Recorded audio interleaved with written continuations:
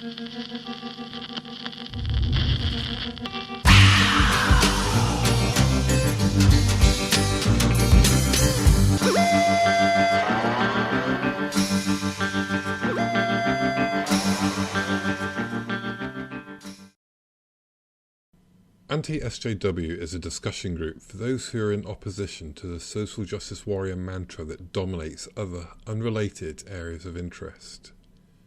Originally, this was aimed at the SJWs that had infiltrated the online atheism and skepticism communities.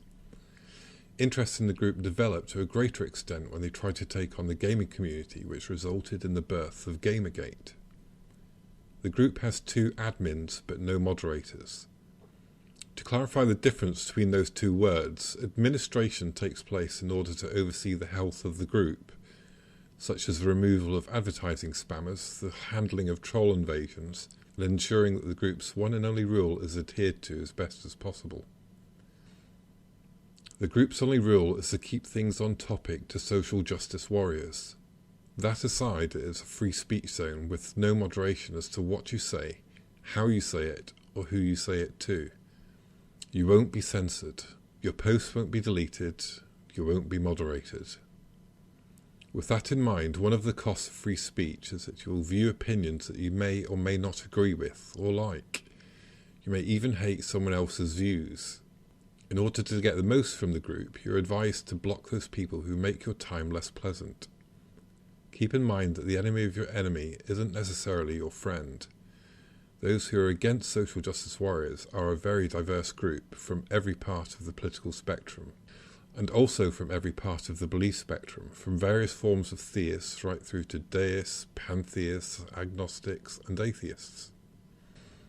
You'll also encounter straight people, lesbians, bisexuals, and gays, who have men, women, and transgender people too, and those of many races.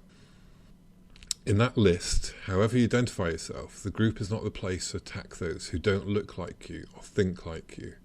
We are all against social justice warriors, and it is they that you should be criticising.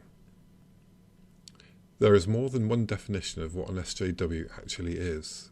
Those definitions all bear similarities, but the important one is the one that the group was formed to oppose. That definition has remained consistent since the group was created, and if you have your own definition which differs to that one, you are free to hold to that definition outside of the group. Inside the group, this is a definition that we use. Pay attention to it, as your time in the group will be more tolerable and accusations that you're off topic less likely. As I've already mentioned, the group was originally formed in opposition to the SJWs that were infiltrating online communities. They all adhere to the same cookie-cutter pattern. Within feminism, there is a subset which call themselves third-wave feminists. C.H. Somers also refers to them as gender feminists. Within this subgroup can be found a social justice warrior. Not all feminists are SJWs, but all SJWs are feminists. They are the accumulation of various left-wing ideals amalgamated into one all-encompassing group whose beliefs centre on the idea of identity politics. At an individual level, you may agree with some or all of those ideals, but the problem with social justice warriors isn't about those beliefs, but the way that they insist that everyone adheres to them. They are authoritarian. They believe that society must be structured so as to follow the same beliefs as them, and, as such, they can also be called the authoritarian left. So SJWs are all leftists? Pretty much. You could argue that it extends into right-wing politics too, but many of the belief systems that they hold are outright rejected by the right, so it's difficult to argue that they are authoritarian centrists or authoritarian rightists. So the anti-SJW group is a place to attack leftists then? No. The political spectrum has 4 cardinal points, not 2. The left and right axis is to do with economics. The other axis is about authoritarianism, or the lack thereof. As has already been said, the SJWs are authoritarian leftists, and they belong firmly in the upper part of the left authoritarian quadrant. It should be noted by all who consider themselves anti-leftists that the left part of the political spectrum contains a very large section that has no association with SJWs. Turning this into a left v right argument is to ignore a significant part of the political spectrum, and ignorance is never a good basis for any kind of argument. As an example of the strength of the voice from the non-authoritarian left, here is an off-shared sample of the political positions of Gamergate supporters. Much of the political compass was covered, but its greatest abundance belonged to the liberal or anti-authoritarian left. So, the group is a place for Republicans or Tea Party supporters to attack the Democrats? No. As this representation of the 2012 election shows, nearly all of the frontrunners were in the authoritarian right, with Rand Paul being the only exception as he slid marginally into the liberal right. It can reasonably be assumed that American SJWs will vote for the Democrats, but only because they are closest to their own views. But that closeness is very, very, very distant indeed. As third-wave feminists, they are also more likely to vote for a woman, so their support of Hillary Clinton will also be increased. But always remember that political distance, and don't use the group for a rallying place against Clinton, as the majority of her supporters will not be SJWs. I won't give a comparison for every country, but as a Brit I thought it was worth showing my own country's political spread, this time for the 2015 general election. As a liberal lefty, the two largest parties, Labour and the Conservatives, are very distant from my own views, so my vote pretty much belongs to the Greens, and even then they're still quite distant from my own position. But anyway, returning to the political spectrum and how it relates to the group, I need to return to American members, as the word liberal has been corrupted beyond recognition in the USA, particularly in recent decades. The UK and the USA, two countries divided by a common language, indeed.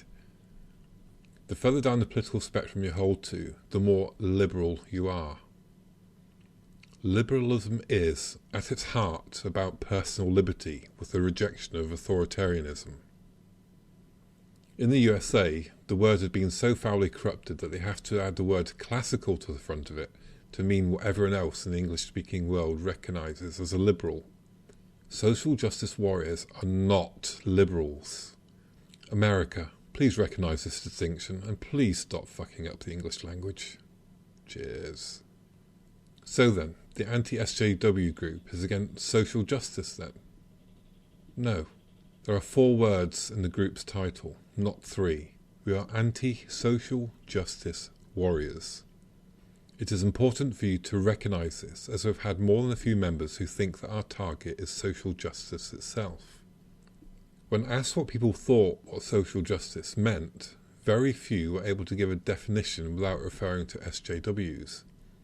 Those who describe social justice itself describe something that they weren't necessarily opposed to. At its core, nearly everyone accepts what social justice actually means, and whether you can agree with that or not, that isn't a problem. SJWs use their own concept of justice based on their own warped belief system, whereby their conception of justice adheres to identity politics. Rather than treating everyone as a human being, we are seen as a collection of identities. We're not humans, we're white, black, Asian, or whatever other race humans. We're not humans, we're straight, gay, lesbian, or bisexual humans. We're not humans, we're male, female, or transgender humans. I'm not going to list any other gender types, which to SJWs makes me a cis scum. And I'll wear that label proudly. So, to clarify, SJWs believe in the patriarchy. Not patriarchal systems that we can all agree exist, but an encompassing, omnipresent entity with organisational existence and existential control called the patriarchy. When you see them mention this, just replace it in your mind with the Illuminati. Same concept with different overlords. They believe that we exist in a rape culture. In a world where the abhorrence for a rapist is one marginal step below our abhorrence of paedophiles, they actually think that rape gets a big thumbs up from everyone, or, more accurately, everyone who opposes them. Disagree with an SJW and you'll be called a rape apologist. When it comes to women, or, more accurately, feminist women, they think that you must listen and believe. If you disagree with them, they'll call you a misogynist. Even if you're a woman. Internalised misogyny, don't you know? SJWs are postmodernists. It is an intrinsic part of the ethos to reinvent the meaning of words. Racism, for example, isn't a hatred or bigotry for someone because of their race, because that would then include themselves. in their hatred for white men.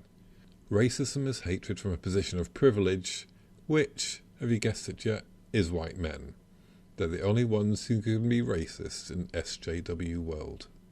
And of course you can't be sexist if you're an SJW, because sexism isn't about judging someone because of their sex.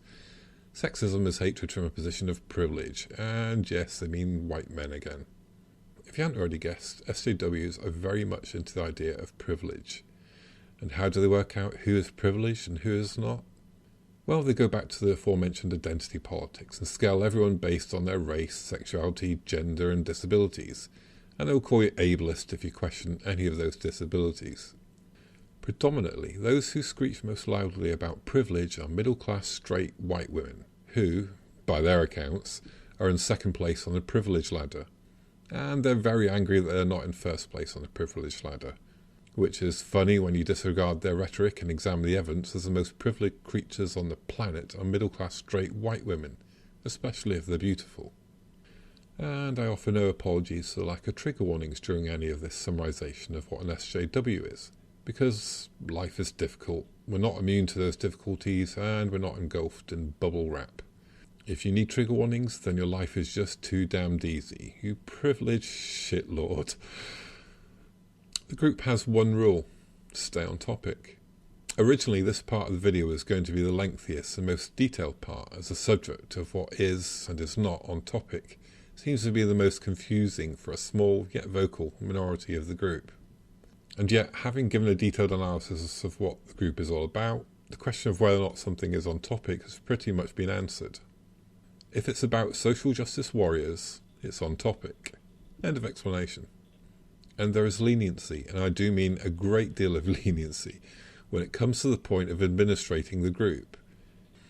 In an ideal world, none of this would have needed an explanation, and my involvement in the curtailing of off-topic posts would be kept to the minimum, if not non-existent action. I could just sit back, relax, and enjoy the group the same way that everyone else does. But sadly, this isn't an ideal world because, well, it contains SJWs, and more directly, it contains people who seem incapable of understanding what it means to stay on topic in a group that is against social justice warriors. Hopefully, after watching this video, there will be less confusion. Ever the optimist, eh? So, what else is there to be said about the group's only rule? Topic drift within a thread is inevitable, but when creating a new thread, do your best to stay on topic. You won't be scolded for straying off topic if your post is funny, or isn't directly attacking your fellow anti-SJW members just because they look or think differently to you. They're still against the same type of people as you. And that's about it. Have fun, enjoy your stay, and welcome to the group.